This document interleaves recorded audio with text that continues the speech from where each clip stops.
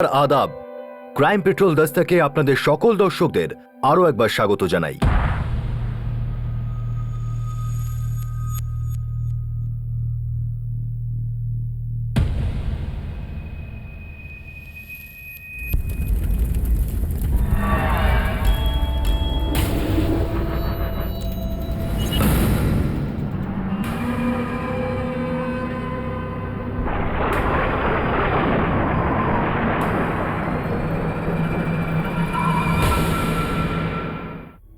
মরা শুধু কাহিনী আর হরর ফিল্মেই জীবন্ত হয়ে ওঠে। আপনি ভূতে বিশ্বাস করুন বা না করুন, কিন্তু ভূত প্রেতের গল্পে সবার গায়ে কাঁটা দিয়ে ওঠে। আহমেদাবাদ শহরে এরকমই কিছু একটা ঘটেছিল। মৃত্যু নিজেই বার্তা দিতে চলে আসে আর ভাবে যদি অপরাধের আভাস আগে থেকে শুনতে পেতাম। জুলাই 2011, আহমেদাবাদ।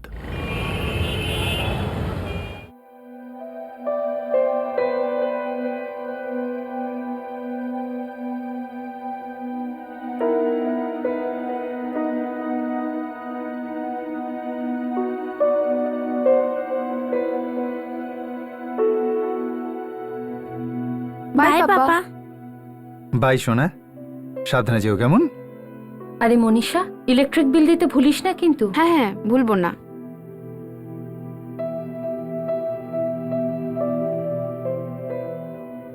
সেজল, হুম, বাবা নর্মদা নদীকে খুব ভালোবাসতো, তাই না? প্রায় উনি একটাই কথা বলতেন, ভরুচে নর্মদার পাশে বসতে ওনার খুব ভালো লাগতো। কালী ভরুচে যাই আর গিয়ে নর্মদা নদীতে বাবার অস্থি বিসর্জন দিয়ে আসি। এটা কি বলছো তুমি? এখন তো সবে 7 দিন হয়েছে। লোকেরা আমাদের সাথে দেখা করতে আসছে। বাড়িতে কারো থাকাটা খুব দরকার। আমরা ভরুচে এইভাবে কি করে যাব? সেজল, মনীষা 19 বছরের হয়ে গেছে। ও এখন ঘর আর অতিথি দুটোই সামলাতে পারবে। কিন্তু আমি বুঝতে পারছি না যে তোমার এত তাড়া কিসের।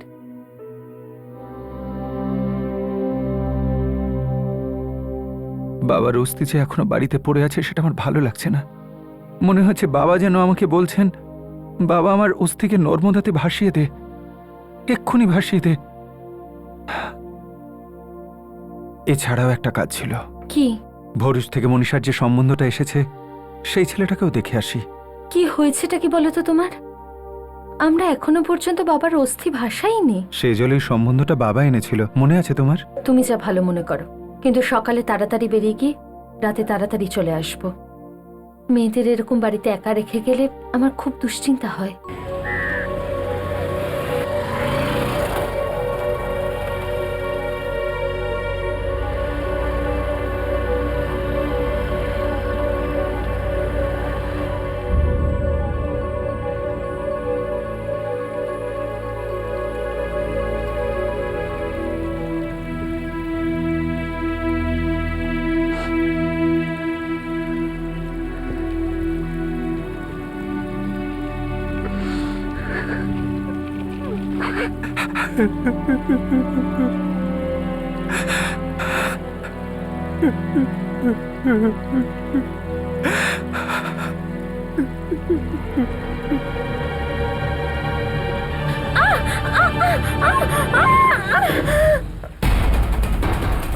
সেজল, বাঁচাও!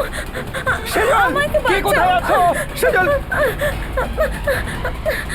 সেজল, বাঁচাও! সেজল, সেজল, সেজল, সেজল, সেজল, সেজল, বাঁচাও! সেজল, সেজল, সেজল।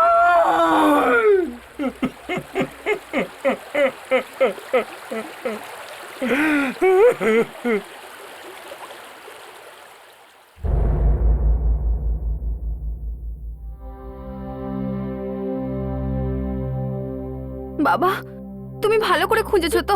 ভালো করে?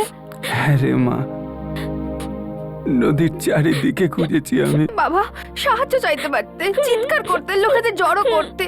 কেউ না কেউ তো সাঁতার জানতো। সে নিশ্চয়ই জলে ঝাঁপিয়ে মাকে বাঁচিয়ে নিত। গলা দিয়ে আওয়াজই বেরোচ্ছিল না রে। সবকিছু এমন হঠাৎ করে ঘটে গেল যে ভয় পেয়ে গেছিলাম। কেমন যেন শক লেগে গেছিল। বাবা, আমরা মাকে খুঁজে বের করবই। চলো, তুমি এখনই চলো।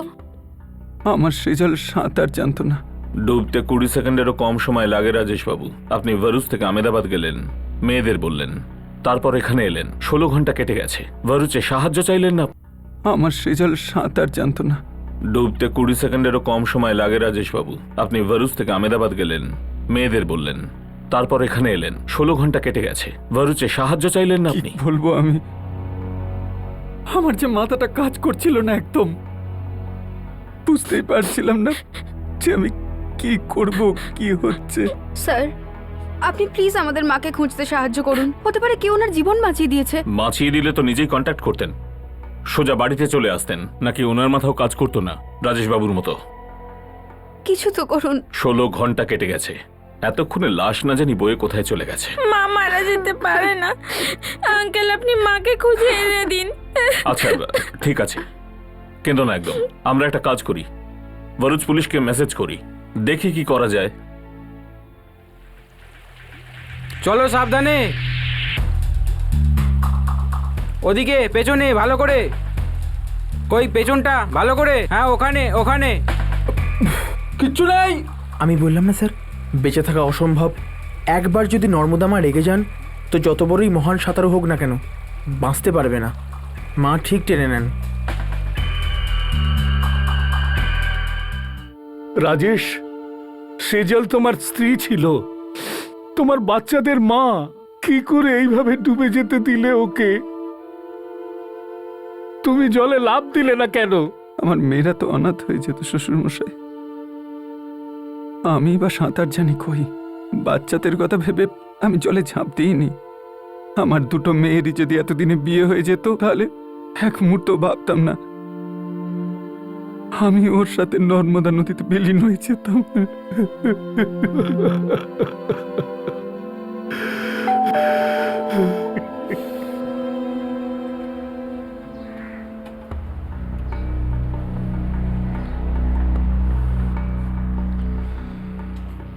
আমাদের টিম আর গ্রামের লোকেরা উপর থেকে নিচে 30 কিলোমিটার পর্যন্ত খুঁজলাম, সমুদ্র পর্যন্ত খুঁজেও কিছু পাওয়া যায়নি। হয়তো লাশ নদী থেকে বয়ে সমুদ্রে চলে গেছে। এরকম কি করে হতে পারে? এই রাজেশের বাবার অস্থি ভাসাতে গিয়ে আমার মেয়েই ভেসে গেল। কেউ কোনো সাহায্য করেনি, কিচ্ছু করেনি। আজ পর্যন্ত আমি এরকম কোনোদিন শুনিনি, কখনো শুনিনি। কিন্তু আমি নিজের চোখে দেখেছি, এক মুহূর্তে নদী আমার স্ত্রীকে কেড়ে নিল। আমি যদি কিছু করতে পারতাম, আমি কি করতাম না?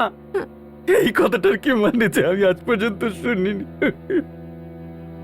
ও তাহলে নদীতে বয়ে যেত না, বয়ে যেত না নদীতে।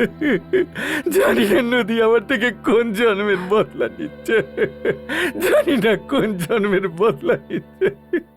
আমি এই নদীর ঘটনার থেকে কিছু একটা গন্ধ পাচ্ছি। 7 দিন আগে রাজেশের বাবার মৃত্যু হয়, আর ওনার অস্থি ভাসাতে গিয়ে রাজেশের স্ত্রী নদীতে ভেসে যায়। মানসি নদীটা খুবই গভীর, কিন্তু তার থেকেও গভীর ষড়যন্ত্র।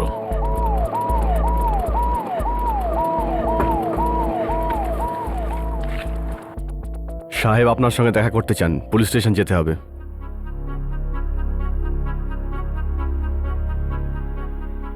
তোমার ঠাকুরদা কিছুদিন আগে মারা যান। হ্যাঁ মেডিকেল রিপোর্ট বলছে যে হার্ট অ্যাটাক। হ্যাঁ। কোনো হার্টের অসুখ ছিল না কোনো টেনশন? দেখো মনীষা, তোমার মায়ের এইভাবে জলে ভেসে যাওয়াটা গন্ডগোল মনে হচ্ছে, আর সেটা ঠাকুরদার মৃত্যুর ঠিক 7 দিন পরে হওয়াটা সেটা আরো গন্ডগোল মনে হচ্ছে। এটা বলো তো ঠাকুরদার ঠিক কি হয়েছিল? উনি আসলে প্রচন্ড রেগে গেছিলেন। এই নোংরামোগুলো যদি করারই ছিল, তাহলে আমার হাতে পায়ে পড়ে ডেকে আনার কি দরকার ছিল রাজেশ? আরে কোনো নোংরামো টোংরামো নেই, সবকিছু শেষ হয়ে গেছে। লজ্জা করে না রাজেশ? বিড়ালও চোখ বুজে দুধ খায়, ভাবে যে ওকে কেউ দেখতে পাচ্ছে না, কিন্তু তোমার তো চোখ খোলা আছে, তাই না? তুমি ভালো করে জানো যে আমাদের দুজন মেয়ে জানে যে তোমার অবৈধ সম্পর্ক আছে, তাও তুমি অস্বীকার করছো। ডাকবো ওদের সামনে, ডাকবো?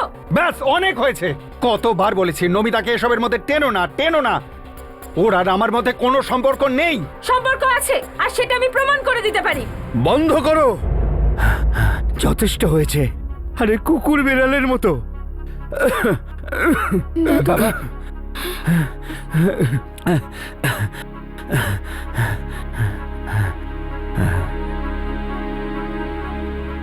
কোনো লাজ কিংবা লজ্জা কিছু আছে এ বাড়িতে নাকি নেই? দুজন যুবতী, ভালো শিক্ষা দিচ্ছ তোমরা মেয়েদের। বাবা, তুমি তুমি মাথা ঠান্ডা করো। চুপ! আরে তুমি ঝড় তুলবে আর আমি মাথা ঠান্ডা রাখবো? নির্লজ্জ রাজেশ, তুমি নির্লজ্জ। তুমি তো অভাগা, নিজের সৌভাগ্যকে চিনতে পারছো না তুমি। আরে তোমার এত ভালো স্ত্রী আছে, দুটি মেয়ে আছে, তাহলে বাইরে কি খুঁজতে যাও তুমি? জানোয়ার হয়ে গেছো। আমি কোনোদিন তোমাকে কোনো কিছু ভুল শেখাইনি। দেখো রাজেশ, তোমরা দুজনে লাভ ম্যারেজ করেছিলে, আমরা কি তাতে কোনোদিন বাধা দিয়েছি? সেজালের মা বাবাও তোমাকে আশ্রয় দিয়েছে, সাপোর্ট দিয়েছে, আর আজ তোমার প্রেম কাহিনীর এই পরিণতি। আরে তোমার এই সব স্বভাব তোমার মাকে খেয়ে ফেলেছে। এবার আমাকে খেয়ে নিলে একেবারে শান্তি পেয়ে যাব। ঠাকুরদা মা বাবার ঝগড়া দেখতেই পারতো না। এক দুদিন পরে আরেকবার ঝগড়া হলো আর ওনার হার্ট অ্যাটাক হয়ে গেল। এই নমিতাকে? বাবার সাথে মিউনিসিপ্যালিটি অফিসে কাজ করে, উনি বিধবা। বাবা আর ওর মধ্যে অ্যাফেয়ার ছিল। নমিতাকে? বাবার সাথে মিউনিসিপ্যালিটি অফিসে কাজ করে, উনি বিধবা। বাবা আর ওর মধ্যে অ্যাফেয়ার ছিল। 5 বছর আগে মা জানতে পেরে যান। 5 বছর সহ্য করেছেন তোমার মা? খুব ঝগড়া হতো। 1 বছর আগে মা বাড়ি ছেড়ে দিয়েছিল, দাদুর বাড়িতে গিয়ে থাকতে শুরু করেছিল। তাহলে ফেরত আসার কারণ? ঠাকুরদা আর দাদু।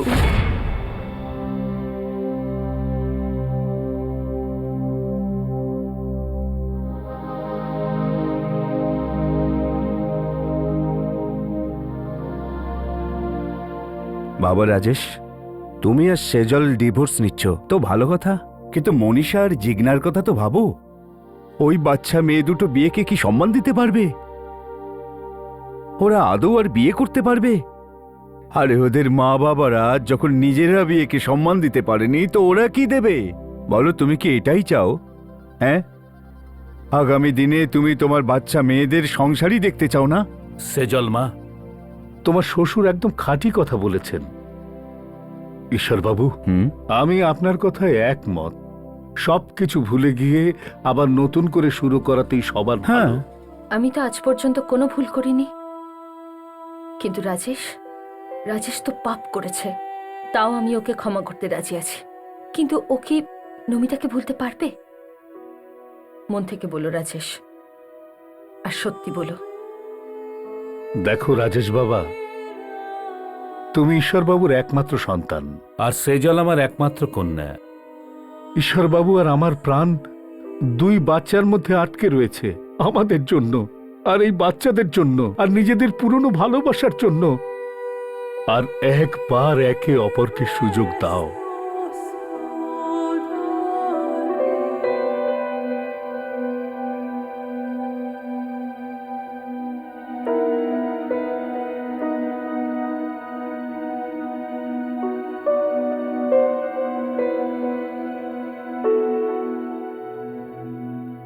এটা 1 বছর আগের ঘটনা? স্যার 9 মাস আগের ঘটনা।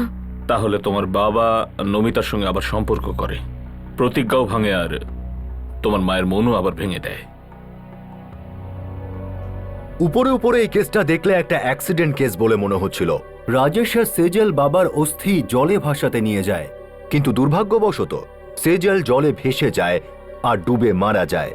কিন্তু পুলিশের মনে সন্দেহ তখনই চাড়া দেয় যখন তারা জানতে পারে যে রাজেশ তার স্ত্রী সেজলকে বাঁচানোর জন্য কিছুই করেনি, একটা সামান্য চেষ্টাও করেনি, সাহায্যের জন্য চিৎকারও করেনি। স্বাভাবিকভাবেই পুলিশের কাছে পুরো ব্যাপারটাই গোলমাল মনে হতে থাকে। এই গোলমেলে ব্যাপারটায় অন্য কিছু কি ছিল? রাজেশের কথার মধ্যে কি কোনো সত্যতা ছিল নাকি ছিল না? দেখুন, আমাদের পুরো ডাউট আছে যে এই কেসটা অ্যাক্সিডেন্টের কেস না। সেজল পুল থেকে ভুল করে পড়ে যায়নি, অন্য কিছু ঘটেছে, অপরাধ হয়েছে। আপনার কাউকে সন্দেহ হয়? সন্দেহ করে কি কিছু হবে? সেজল কি ফেরত আসবে? আমার নাতনিরা কি ওর মাকে ফেরত পাবে? না, পাবে না, কিন্তু সেজলের আত্মা হয়তো শান্তি পাবে। আপনার মনে হয় না যে রাজেশ মিথ্যে বলছে? রাজেশ আমার মেয়ের বিশ্বাস আর মন দুটোই ভেঙেছে। আমি ওর কথার ওপর কখনো বিশ্বাস করি না। কিন্তু আমি ওকে খুনি ভাবতে পারি না। রাজেশ এত দূর পর্যন্ত যেতে পারে না। ভালোবাসা আছে, অনেক বছর ধরে আছে। উনি বিবাহিত, দুজন যুবতী মেয়ে আছে রাজেশের। ভালোবাসা ওসব কিছু দেখে না। আর হ্যাঁ, আমিও কোনোদিন বিবাহিত ছিলাম, আমারও দুটো বাচ্চা আছে। স্বামীর মৃত্যু কিভাবে হয়েছিল আপনার? ওনার অ্যাক্সিডেন্ট হয়েছিল, কিন্তু হ্যাঁ, আমি ওনাকে মারিনি, আর সেজলকেও না। আপনারা যেটার সন্দেহ করছেন, সন্দেহ করব না কেন? সেজল যদি রাজেশের জীবন থেকে বেরিয়ে যেত আর রাজেশ আমায় বিয়ে করে নিত, তাহলে ভালোই হতো। সেজলকে মেরে নিজের সংসার বানানো, না ইন্সপেক্টর, সেটা কখনোই নয়। ভালোবাসা একটা জিনিস আর পাগলামও আরেকটা ব্যাপার। সেজলের খুনে অংশ নেওয়ার মানে হলো নিজের বাচ্চাদের জীবনকে বিপদে ফেলে দেওয়া। আমি রাজেশকে অতটাও ভালোবাসি না যতটা আমি আমার বাচ্চাদের ভালোবাসি। মনীষা, তুই এটা কেন করলি? পুলিশ আমায় যা জিজ্ঞাসা করেছিল আমি সেটাই বলেছি। আমি আজ পর্যন্ত তোদের দুজনকে মিথ্যা বলেছি? হ্যাঁ, তোর মাকে বলেছি, কিন্তু তোকে কোনোদিন বলেছি? মা জিগনা, তুই বল, তোর কি মনে হয় যেগুলো ঘটেছে সেসব কিছুই হয়নি? তোর মা পড়ে যায়নি, আমি ওকে ধাক্কা মেরেছি। বল, তোর কি মনে হয়? আমার এরকম মনে হয়। মুখ ভেঙে দেবো তোর। তাতে আমার মুখ বন্ধ হবে না। তুমি মাকে ঘেন্না করতে, আর তুমি চাইতে না যে মা এই বাড়িতে ফেরত আসুক। যদি যদি সেরকমই হতো, তাহলে গত একটা বছর আমরা একসাথে এই বাড়িতে থাকতে পারতাম। কারণ ঠাকুরদার দাদু তোমাকে চাপ দিয়েছিল, তাই। আর ঠাকুরদা তো এখন নেই, আর ওনাকে ছাড়া দাদু তোমাকে কিছু বলতেও পারবে না। ব্যাস, এবার থাম। ঠাকুরদা তোমাকে এটাই বলেছিল, ব্যাস। কিন্তু তুমি কি শুনেছো? তুমি ওই নমিতার সাথে বিয়ে করেই ছাড়বে। কিন্তু বাবা, মা তোমায় দেখছে, তোমাকে কিন্তু দেখছে বাবা।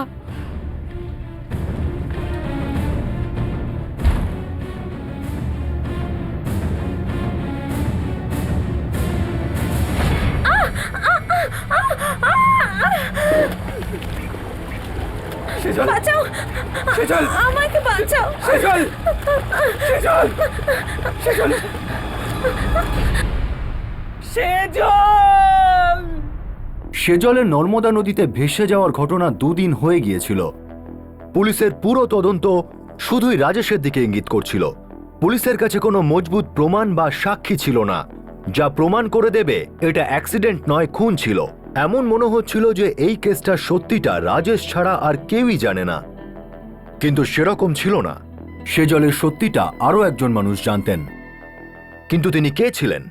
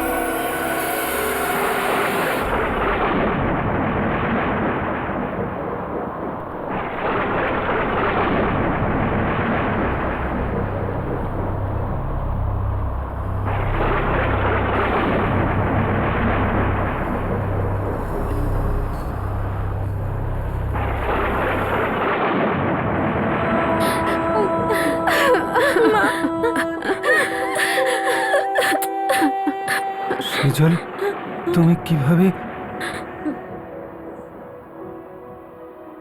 এমন একটা সত্যি যেটা শুধু তুমি আর আমি জানি, আর সেই সত্যিটা আমি তোমাকে দিয়ে বলাবই।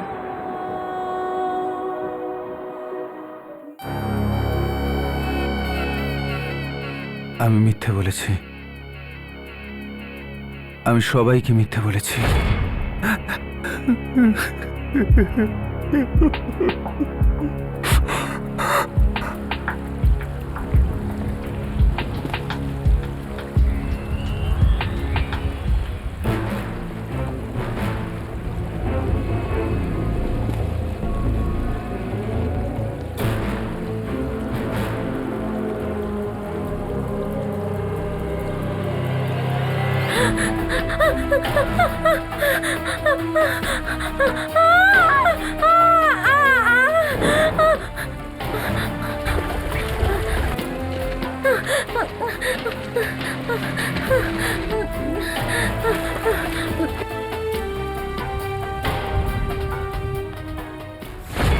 আমি সেজলকে বহুদিন ধরে মারতে চেয়েছিলাম, শুধু একটা সুযোগের অপেক্ষায় ছিলাম। সুযোগ পেতেই আমি সমস্ত প্ল্যান করে ফেলি। আমি জানতাম যে সেজল একদম সাঁতার জানে না, আর সেই জন্য ওর বাঁচার কোনো চান্সই ছিল না।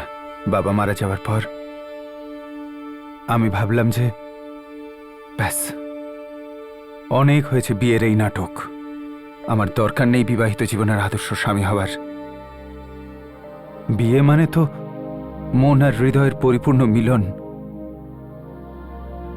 কিন্তু সেজল আমার গলায় বাঁধা পাথর ছিল, বোঝা ছিল একটা। আমি আমার দুটো মেয়েকে খুব ভালোবাসি, কিন্তু আমার নিজের জীবন বাঁচার ছিল। আমার শ্বশুরমশাই এটা কোনোদিন হতে দিতেন না, আর তাই জন্যই আমি সেজলকে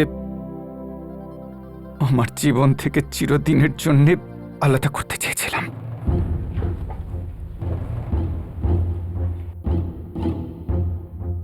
আজ তোমার ভেতরের এই হরিশ্চন্দ্র জাগলো কি করে? ভয়ের চোটে নাকি অনুশোচনায়?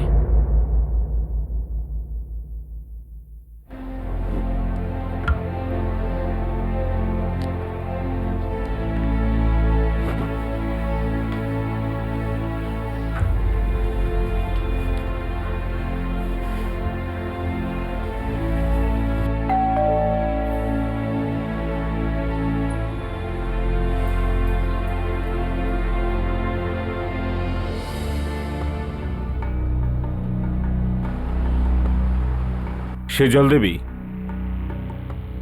আপনি মৃত্যুকে জয় করে ফেরত এলেন কি করে? আমায় ফেরত পাঠানো হয়েছে সত্যিটা বলার জন্য। ফেরত পাঠিয়েছে? কে পাঠিয়েছে? আমার মৃত্যু। হয়তো নর্মদা মায়ের এটাই দয়া ছিল, জলের অত বেশি স্রোত থাকা সত্ত্বেও আমি ঠিক মতো পাড়ে গিয়ে উঠি।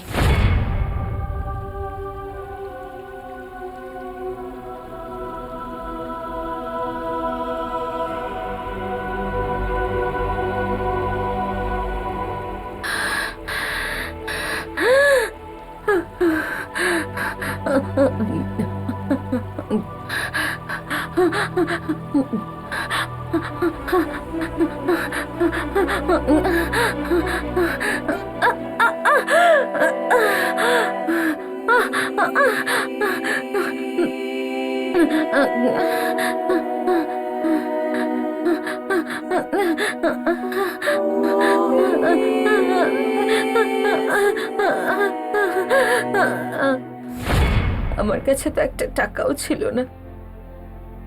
তারপর একজন লোককে পাই, যেন ভগবান তাকে পাঠিয়েছিলেন। তিনি আমাকে আহমেদাবাদে ছেড়েছেন। এইরকম কেস কোনোদিন দেখিওনি, শুনিওনি।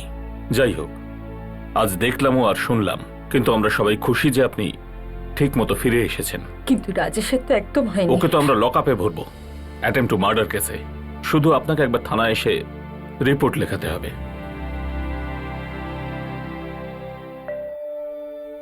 অ্যাটেম্প টু মার্ডার মানে খুন করার চেষ্টা। এই কেসে সেজলের স্বামী রাজেশ আগে থেকেই পুলিশের হেফাজতে ছিল। এখন দরকার ছিল যে সেজলের দিক থেকে পুলিশ কমপ্লেন করা হোক, যার ভিত্তিতেই রাজেশের বিরুদ্ধে চার্জশিট তৈরি করা হবে। এবার এই সিদ্ধান্ত সেজলের নেওয়ার ছিল যে ও কি ধরনের পুলিশ কমপ্লেন করবে আর ওর বাচ্চাদের ভবিষ্যতের উপর কি প্রভাব পড়বে। অনেকগুলো জটিল প্রশ্ন ছিল আর সব উত্তরগুলো আটকে ছিল সেজলের একটা কমপ্লেনের উপর। শেষমেশ কি সিদ্ধান্ত নেওয়ার ছিল সেজলের?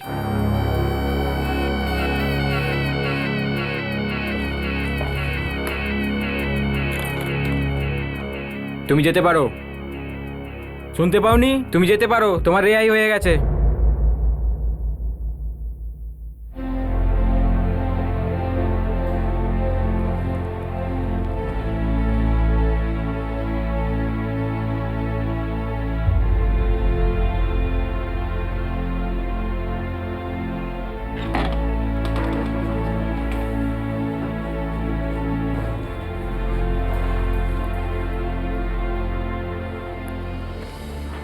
তোমার স্ত্রী তোমার বিরুদ্ধে কোনো অভিযোগ করেনি। এখন জবরদস্তি তো রেখে দিতে পারবো না। তুমি মুক্ত, যেতে পারো।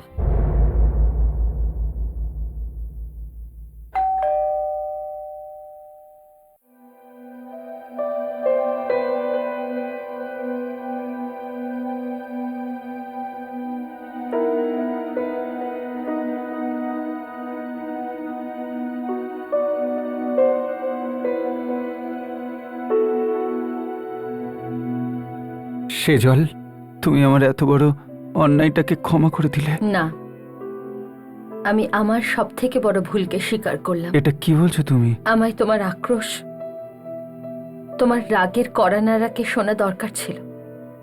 বোঝা উচিত ছিল যে আমি শুধু তোমাকে ভালোবাসতাম। তোমার মনে বা জীবনে আমার কোনো জায়গা নেই। মিথ্যে স্বপ্ন দেখছিলাম আমি, যেটা ভুল ভিতের উপর দাঁড়িয়েছিল। না সেজল, সেরকম কিছু নয়। সেরকমই রাজেশ। আর এই মিথ্যের জন্য বিরক্ত হয়ে তুমি আমায় মারার চেষ্টা করেছিলে, কিন্তু তাও আমি তোমায় ক্ষমা করে দিলাম, কারণ আমি জানি তোমার নিজের প্রাণটা আটকে ছিল, যা নমিতার মধ্যে শেষ হয়ে যাচ্ছে। এতে ওর কোনো হাত নেই। মানছি, আর সেই জন্যই তোমার হাতে ওর হাত দিয়ে আমি চিরজীবনের জন্য যাচ্ছি। আর মনীষা আর জিজ্ঞাও তোমাদের দুজনের ভালোবাসার মধ্যে আসতে চায় না, আর তাই ওরা দুজন আমার সাথেই থাকবে। আমার বেঁচে থাকার কোনো অধিকার নেই। তোমার এই জীবনটা বাঁচার পুরো অধিকার আছে, যতটা আমার আছে, যতটা সবার আছে, কিন্তু শুধু বেঁচে থাকাটার গুরুত্ব থাকে না রাজেশ। জীবনকে বাঁচাটা খুব দরকার।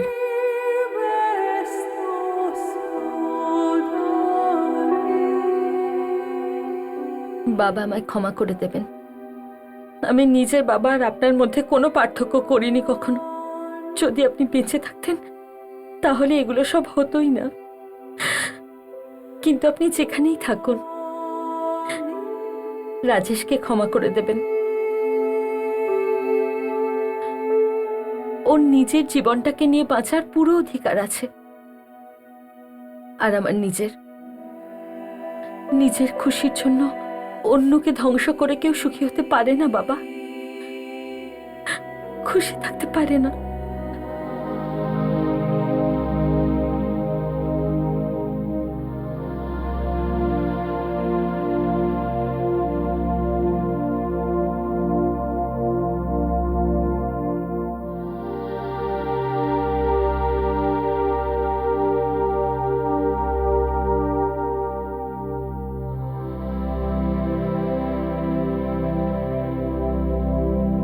খুনের পর রাজেশ যখন সেজলকে দেখল, ওর তখন মনে হলো ও কোনো ভূত দেখছে।